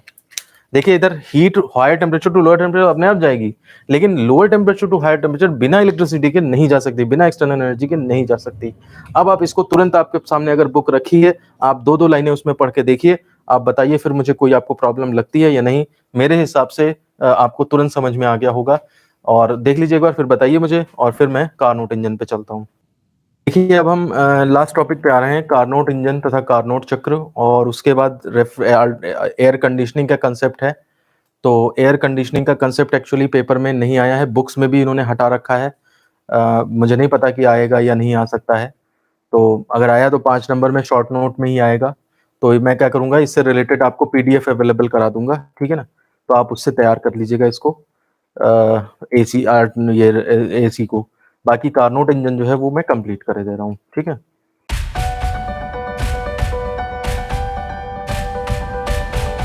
तो अब चूंकि कार्नोट इंजन के लिए मुझे जगह ज्यादा चाहिए होगी, तो मैं ये टॉपिक्स जो साइड में लिखे हैं इनको मिटाने जा रहा हूँ। अब केवल कार्नोट इंजन ही देखिए आप। देखिए दो टॉपिक हैं अलग अलग, कार्नोट इंजन और कार्नोट चक्र। कार्नोट इंजन और कार्नोट चक्र में फर्क समझने के लिए, कई बार ऐसा होता है कार्नोट साइकिल पूछी और आप इसको सॉल्व करने में लग जाते हैं, ये तो बहुत लंबा आर्टिकल है, ये आर्टिकल जो है कार्नोट इंजन, उसके अंदर ये कार्नोट चक्र समाया हुआ है, वो इसके एक हिस्सा है भर केवल। तो इसलिए कार्नोट इंजन अगर आया तो वो समझ लीजिए 10 पेज लंबा आर्टिकल है, तो कार्नोट चक्र उसमें से 4 या 5 पेज लंबा आर्टिकल है।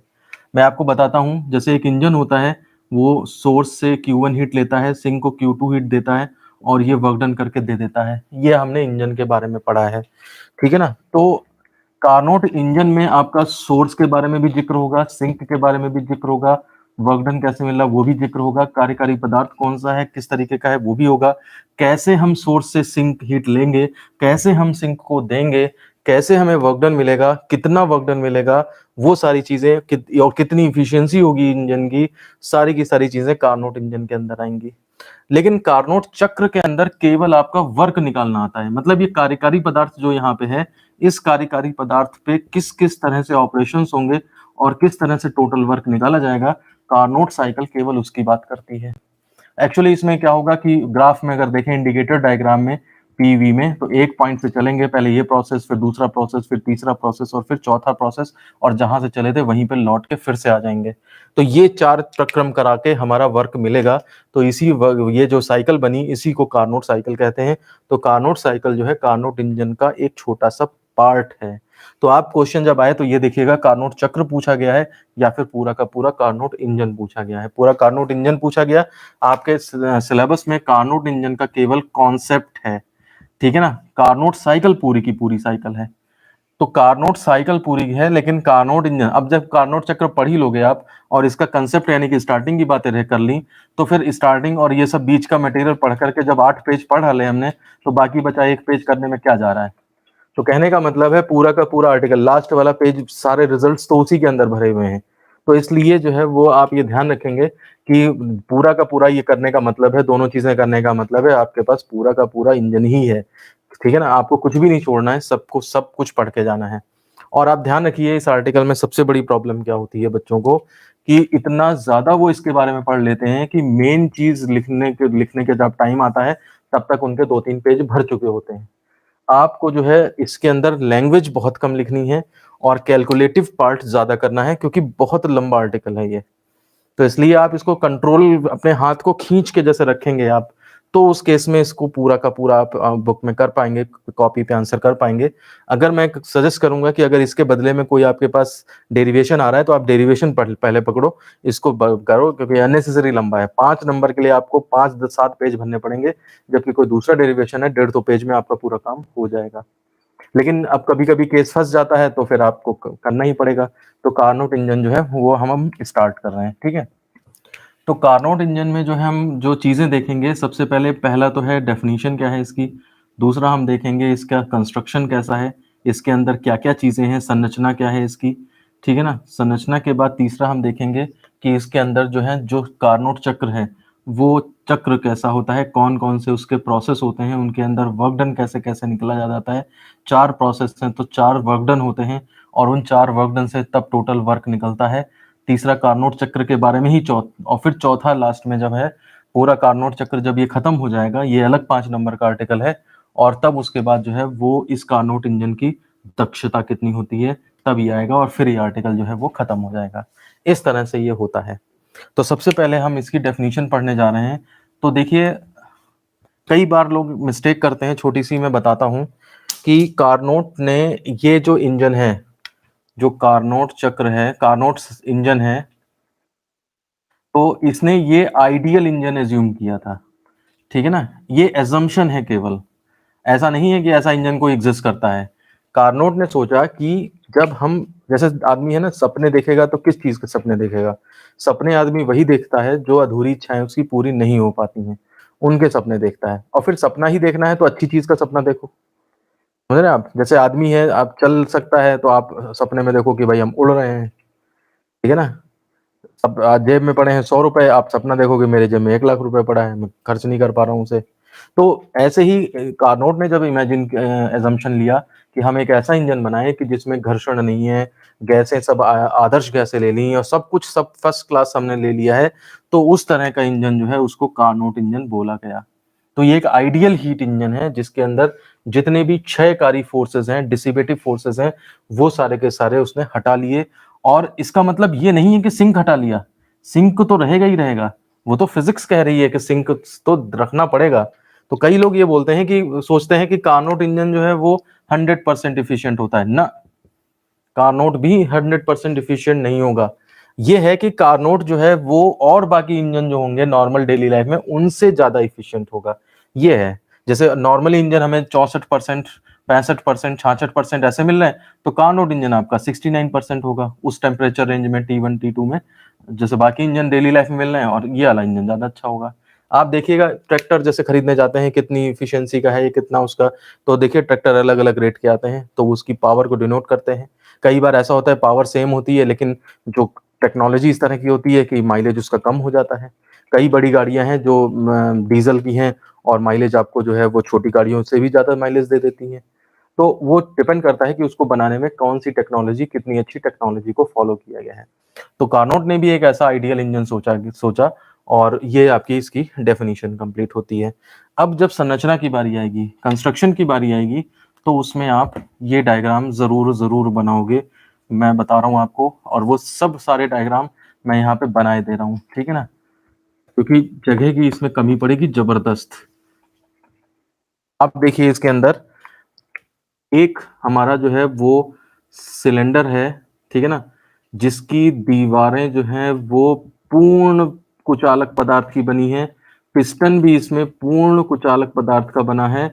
नीचे वाली दीवार जो है वो प्योर आइसोथर्मल है, मतलब टेम्परेचर आ जा सकता है, पूर्ण, ये पूर्ण सुचालक है, ठीक है ना, और ये आपका पूर्ण कुचालक है। भाई वास्तव में एग्जिस्ट नहीं करते हैं, लेकिन जब सोचो नहीं है तो अच्छा अच्छा सोचो, वही मैं बता रहा हूँ। जैसे इसके बाद इसको इसके अंदर वर्किंग सब्सटेंस के नाम पे गैस है, गैस भी कैसी है, आइडियल है, और इनकी इनकी दीवारों के बीच में कोई फ्रिक्शन नहीं है। माँ दुनिया भर की लैंग्वेज है, आप भर सकते हो, उसमें कोई वो नहीं है, लैंग्वेज की कोई कमी नहीं है इस आर्टिकल में। इस गैस का प्रेशर P1 है, वॉल्यूम वॉल्यूम V1 है, टेम्परेचर इसका जो है वो T1 है, ये गैस भरी है। अब इस गैस को अगर आपने गर्म करना है, मतलब सोर्स और सिंक से आपको हीट देनी है अगर, तो उसके लिए देखिए सोर्स एक लिया हमने, एक आपने सिंक लिया, ठीक है ना। सोर्स कैसा है, उसकी दीवारें इंसुलेटिंग है ताकि हीट इधर उधर ना जाए।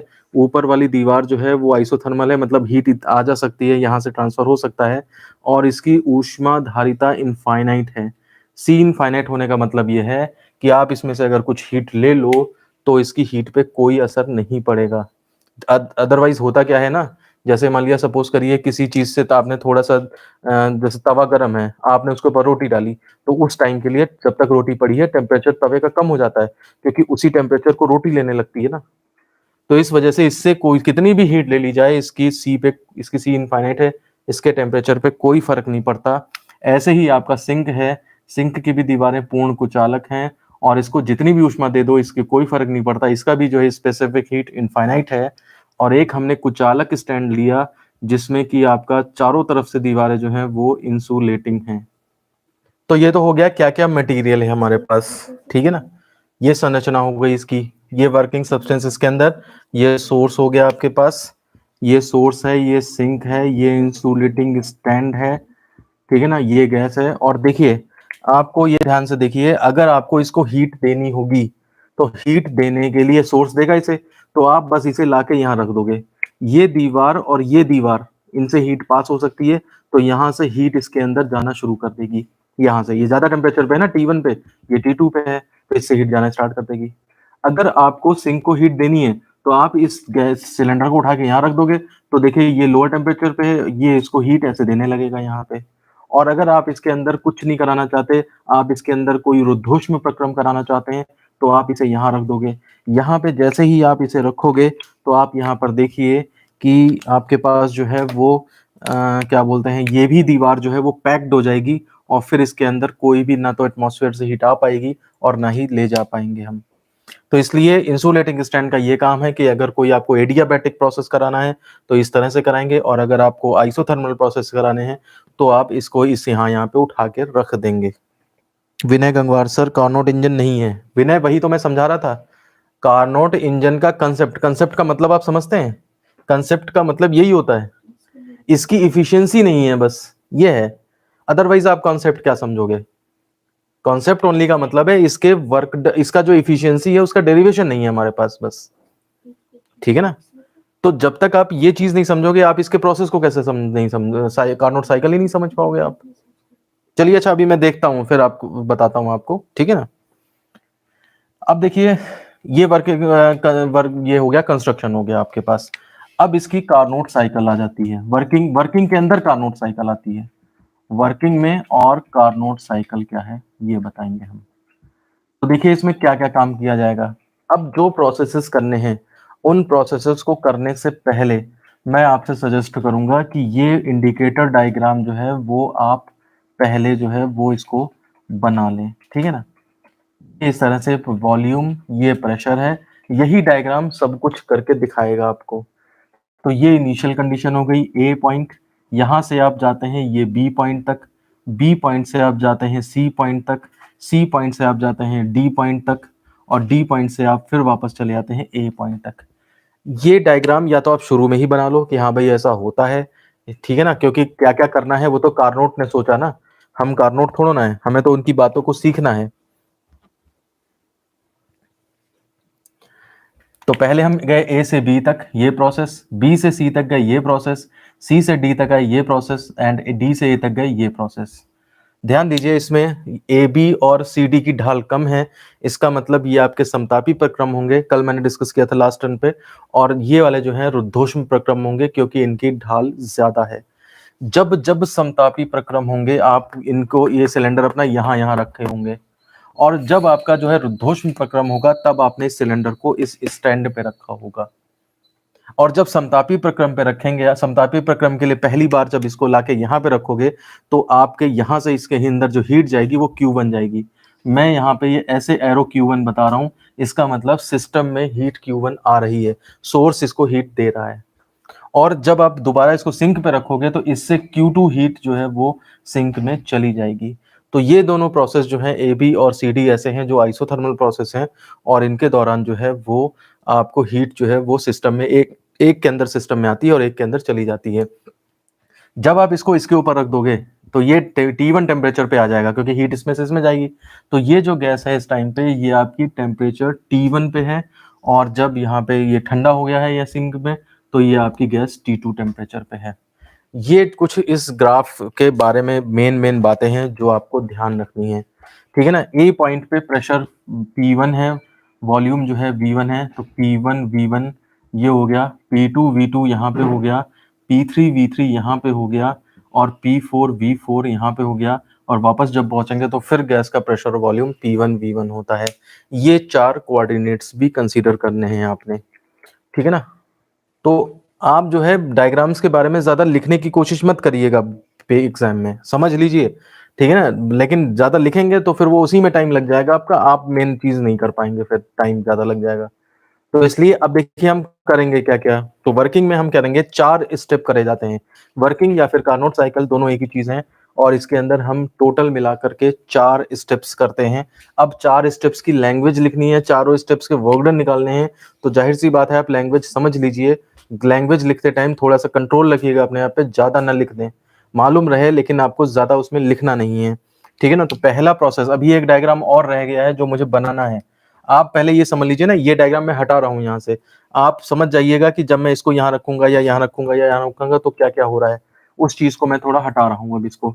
अब आप सोच देखिए प्रोसेस नंबर 1, तो ये सिलेंडर हो गया मेरा, ये सिलेंडर हो गया, ये सिलेंडर हो गया, और एक ये सिलेंडर हो गया, ठीक है। इसको गैस, इसको सिलेंडर को जिस पे रखा है वो नीचे चीज है। अब क्या क्या किस चीज में है वो बताएंगे हम।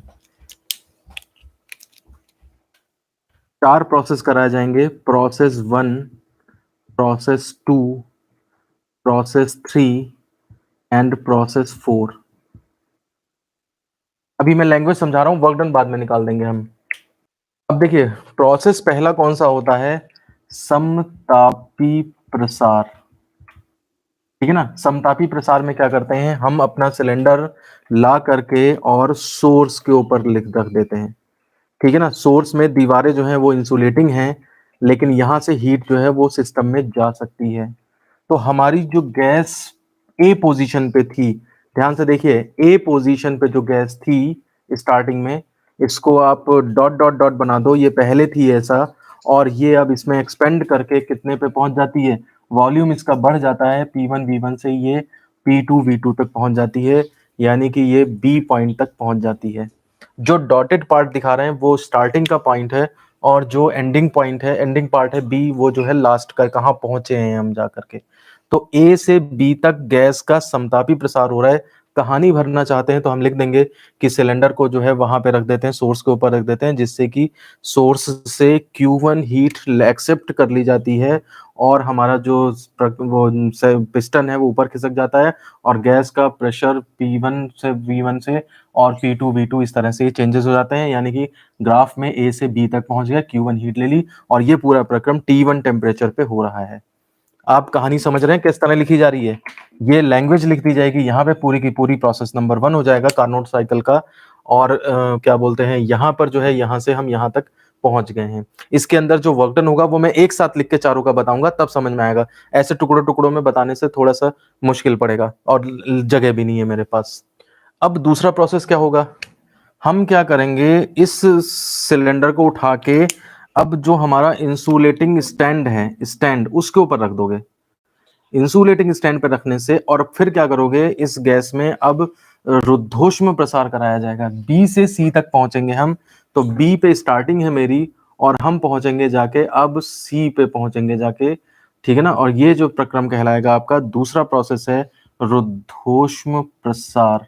कहानी भर देंगे हम कि सिलेंडर को अब उठा के इंसुलेटिंग स्टैंड पर रख देते हैं, और थोड़ा सा बांट ऊपर रखे हैं वो कम कर देते हैं। कल मैंने बताया था वर्क डन करवाने के लिए प्रेशर कम करना है तो बांट हटा लेते हैं, तो गैस अपने आप ऊपर फैल जाएगी।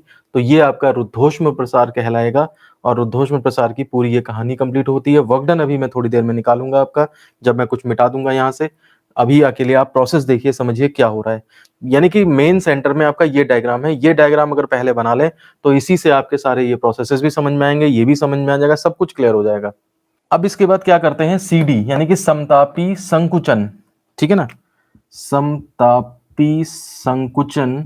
और इसके लिए हम क्या करेंगे, यानी कि आइसोथर्मल कंप्रेशन, और इसके लिए हम गैस को सिंक पे रख देंगे, सिलेंडर को सिंक पे रख देंगे ताकि सिस्टम से Q2 हीट सिंक में चली जाए, और गैस जो हमारी जो C तक फैल चुकी है वो फिर करके कहाँ पे आ जाए, किसी और T पर आ जाए।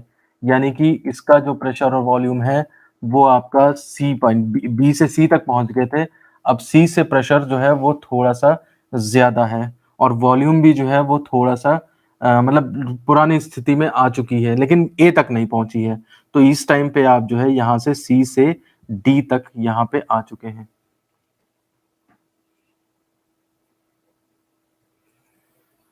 इसके बाद फिर हम स्टैंड पे रख देंगे इस सिस्टम को, इस सिलेंडर को, और स्टैंड पर रखने से क्या होगा, अब ये जो पुरानी लोकेशन थी ध्यान दीजिए, वहां पे पहुंच जाएंगे।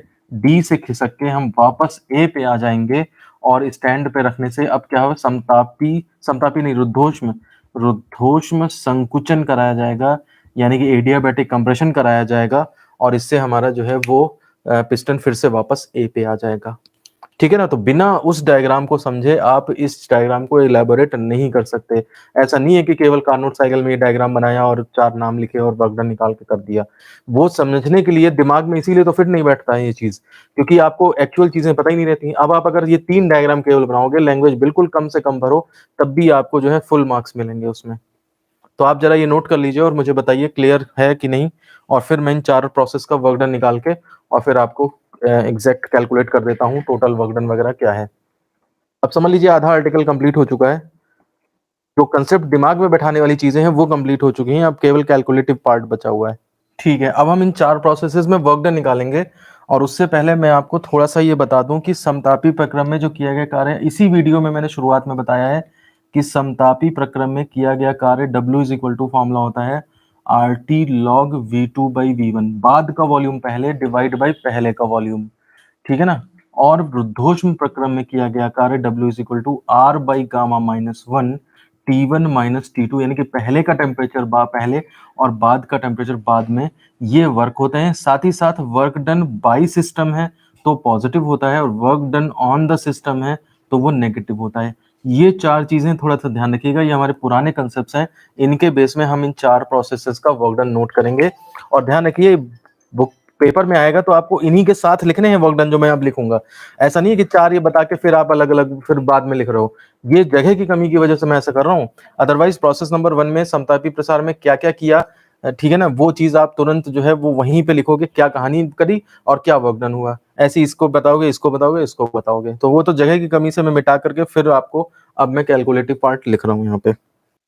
देखिए जो फर्स्ट प्रोसेस है यानी कि हम उसे कहेंगे ए टू बी प्रोसेस जो है, यानी कि हम उसे कहेंगे समतापी प्रसार कहेंगे, ठीक है ना? कुछ भी कह सकते हो आप। ये पूरी चीज़ जो है, इसके अंदर जो वर्क डन होगा, ध्यान दीजिए W1 का नाम अगर हम दें, तो वो W1 Q1 के भी बराबर होगा। क्यों? क्योंकि समतापी प्रसार में हमने एक और चीज़ देखी है, delta Q is equal to delta W। जितना वर्क डन होता है वही हीट के बराबर होता है। फर्स्ट लॉ ऑफ थर्मोडायनामिक्स लगा दें अगर हम, ये भी चीज़ मैं वीडियो में बता चुका हूँ। वो चीज़ मैं इसीलिए बताता हूँ ताकि इस टाइम पे काम आए हमारे। तो वर्क डन जो है वही Q के बराबर होगा। क्यों? क्योंकि delta Q is equal to delta U plus delta W से इंटरनल एनर्जी में चेंज समतापी प्रक्रम में 0 होता है, तो Q is equal to W। ये चीज़ यहाँ से आ जाती है। और ये इज इक्वल टू होगा, फॉर्मूला देखिए, RT, T कितना है टेम्परेचर? T1 टेम्परेचर है। RT1 log V2 by V1 ये होगा। और साथ ही साथ ये इज इक्वल टू होगा, इसको वर्क डन निकालने के मैंने 2 तरीके बताए थे कल वाले वीडियो में। एक तरीका तो था कि आप इस फॉर्मूले वाइज कर सकते हैं और एक तरीका था इंडिकेटर डायग्राम के नीचे का एरिया। ये जो इंडिकेटर डायग्राम ईवी डायग्राम बना के नीचे का एरिया, तो इस नीचे के एरिया के लिए आप इस, तो ये नीचे का जो एरिया बनेगा जाकर के वो area A B B dash A dash A B B dash A dash A. तो एरिया वाइज भी निकालना पड़ता है और कैलकुलेटिव पार्ट भी तरह से निकालना पड़ता है। ये आपकी क्वेश्चन नंबर फर्स्ट हुई। वर्क डन निकाल, टोटल वर्क डन निकालने में इसका भी यूज होगा और इसका भी यूज होगा। अब देखिए प्रोसेस 2 की बात करें, अगर हम बी टू सी जा रहे हैं यानी कि रुद्धोष्म प्रसार पे जा रहे हैं, तो रुद्धोष्म प्रसार यानी कि बीसी पे जा रहे हैं, तो ये W2 इज इक्वल टू होगा जाकर के, देखिए प्रसार हो रहा है यानी कि पॉजिटिव वर्क होगा, यहाँ भी पॉजिटिव था, यहाँ भी पॉजिटिव होगा। एंड फॉर्मूला कौन सा लगेगा? R by gamma minus 1, starting का टेम्परेचर माइनस फाइनल, स्टार्टिंग का टेम्परेचर T1 और फाइनल का temperature T2, T1 minus T2, और ये आपकी क्वेश्चन नंबर सेकंड हो जाएगी। ऐसी प्रोसेस नंबर 3 की बात करें तो C टू D आ रहे हैं हम, यानी कि समतापी संकुचन हो जाएगा। और समतापी संकुचन होने की वजह से जो W3 इज इक्वल टू होगा, और समतापी प्रसार इसी टाइम पे Q2 हीट दे भी जाती है, तो Q2 इज इक्वल टू हमारा W3 होगा और वो इज इक्वल टू होगा जाकर के RT2, T2 टेम्परेचर पे हो रहा है तो RT2 हो जाएगा लॉग और फाइनल वॉल्यूम यानी कि V4 अपॉन इनिशियल वॉल्यूम यानी कि V3 and with minus sign, क्योंकि work done on the system हो रहा है, वॉल्यूम हमारा कम हो रहा है। ये हमारा चौथा वर्क डन होगा। और देखिए एरिया वाइज लिखना हम भूल गए, ऊपर वाले में भी नीचे वाले में भी, तो एरिया वाइज हम इसमें और लिख देते हैं। इस वाले में कितना होगा? बीसी वाले में सी डैश वो नीचे ले आओ, तो ये इज इक्वल टू हो जाएगा area B C C dash B dash B, और ये इज इक्वल टू इसके अंदर एरिया सी डी वाले के अंदर डी डैश नीचे ले आओ, तो एरिया सी सी डैश डी सी। ये आपके पास इक्वेशन नंबर सेकंड और ये इक्वेशन नंबर थर्ड बनती हैं। जरा कंप्लीट करिए, मुझे बताइए कोई दिक्कत तो नहीं है? ये फॉर्मूले अगर आपको याद है तो तुरंत ये हो जाएंगे। ये तो न्यूमेरिकल के लिए वैसे ही रटने पड़ेंगे, तो इनके इनके अंदर भी काम आ रहे हैं वो। सुमित W2 का मान बता दीजिए। W2 देखिए, W2 इज इक्वल टू रुद्धोष्म प्रसार है ना, तो रुद्धोष्म के लिए W is equal to R by gamma minus 1, तो R बाई गामा माइनस 1 और इनिशियल माइनस फाइनल टेम्परेचर होता है इसके फॉर्मूले में। अगर हो सकता है आपके पास बुक हो, आप लोग कंफ्यूज मत होना, कई बुक में क्या करते हैं नीचे 1 माइनस गामा करके फॉर्मूला लिखते हैं, तो वो T2 माइनस T1 लिख देते हैं। आप वही कह रहे हैं ना, जो कंसेप्ट आपने पढ़े हैं आप उन पे स्टिक रहो, आपको बस समझने में दिक्कत हो रही वो मैं आसान करे दे रहा हूँ। तो हो सकता है 1 माइनस गामा नीचे करा हो तो वहां पे T2 माइनस T1 कर दिया होगा, वो चीज कोई ज्यादा मायने नहीं रखती है। अच्छा चौथा बचा है मेरे पास जगह, क्या मैं यहाँ पे लिख देता हूँ आपको, ठीक है ना, चारों फिर एक साथ पूरी उसमें आ जाएंगे। चौथा जो प्रोसेस है, प्रोसेस नंबर 4, वो आपका है D2A। D2A का मतलब है रुद्धोष्म संकुचन, और रुद्धोष्म संकुचन के दौरान देखिए क्या होगा यहाँ पर, W4 इज इक्वल टू संकुचन हो रहा है तो माइनस, देखिए minus work done on the system है तो माइनस ठीक है ना। और ये इज इक्वल टू हो जाएगा, फॉर्मूला होता है R by gamma minus one, initial क्या है टेम्परेचर T2 माइनस फाइनल क्या है T1, ये आपका आ जाएगा W4 इज इक्वल टू इतना, और ये is equal to area wise जब कहोगे तो एरिया हो जाएगा कितना, D डैश A D, ये आपका इक्वेशन नंबर जो है वो 4 बन जाएगी। इस माइनस को अगर आप ऑपरेट करा दो तो देखो बिल्कुल इसके बराबर अमाउंट आ रहा है, माइनस को ऑपरेट करा तो देखो T1 माइनस T2 हो जाएगा, यानी कि इसको R by gamma minus one T1 minus T2 भी कर सकते हैं। W1 और W4 मेरे पास बिल्कुल बराबर आए हैं, आप ध्यान रखिएगा, W1 और W4 ये बिल्कुल बराबर आए हैं। W1 और W3 आपके थोड़े अलग अलग हैं, वो एक अलग बात है।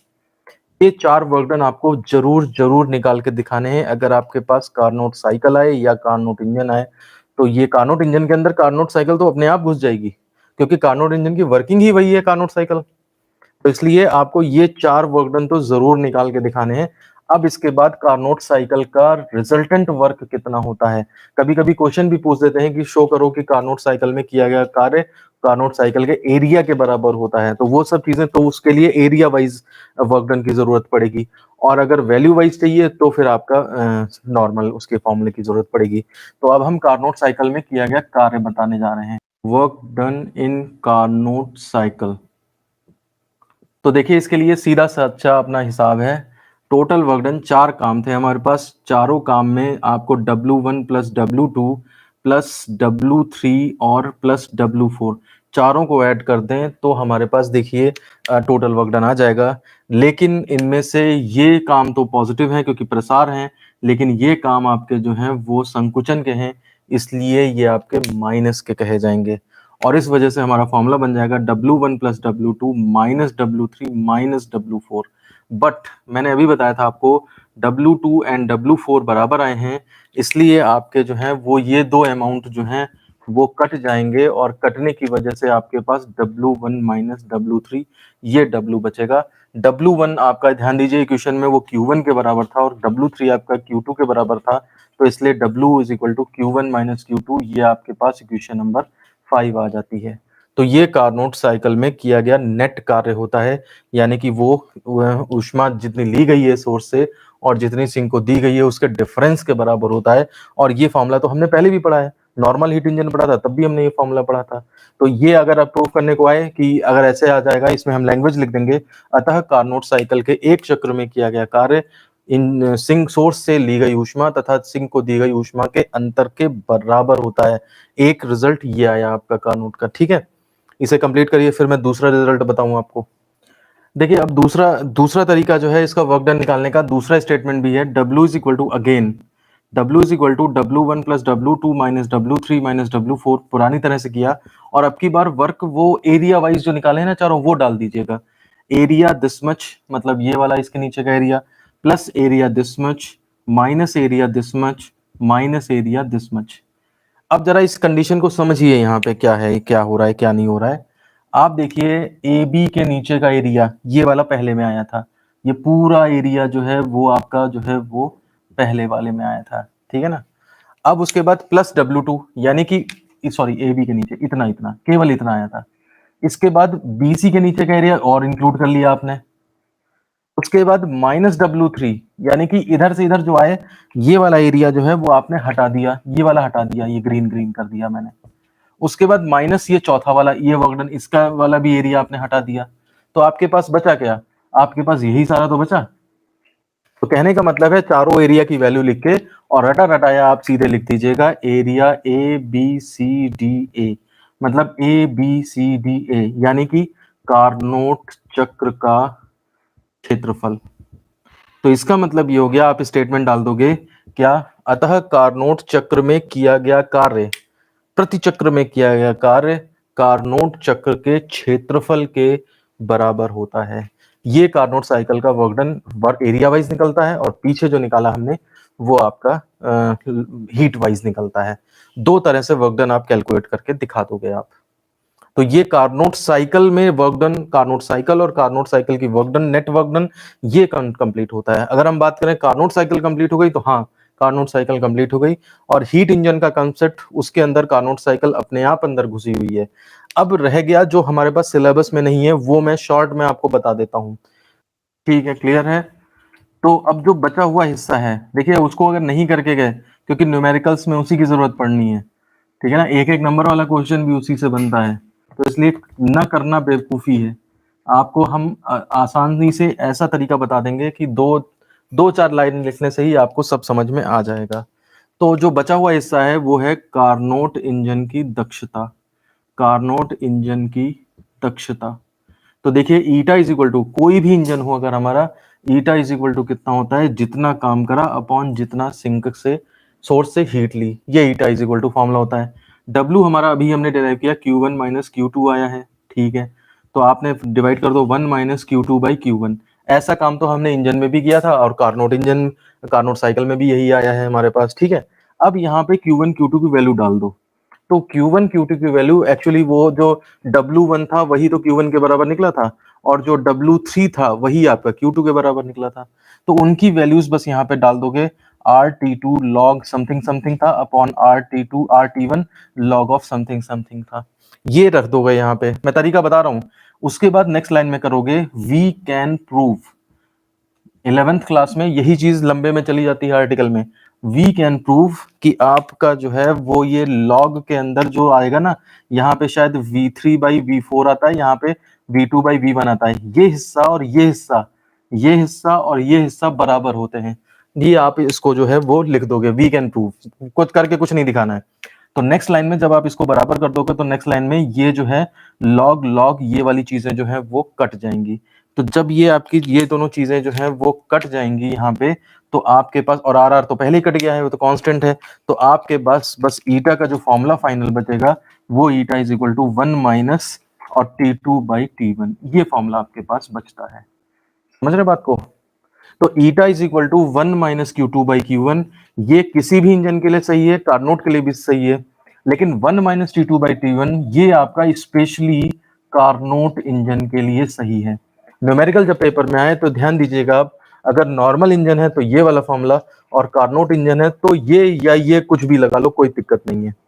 और अगर मैं इनकी कंपैरिजन कर दूं इस इक्वेशन को, equation number x, equation number y, from x and y, आप देखिए इसमें ईटा ईटा सेम, 1 1 सेम, इसका मतलब ये हुआ Q2 by Q1 is equal to T2 by T1, या पलट के लिख लो Q1 by Q2 is equal to T1 by T2।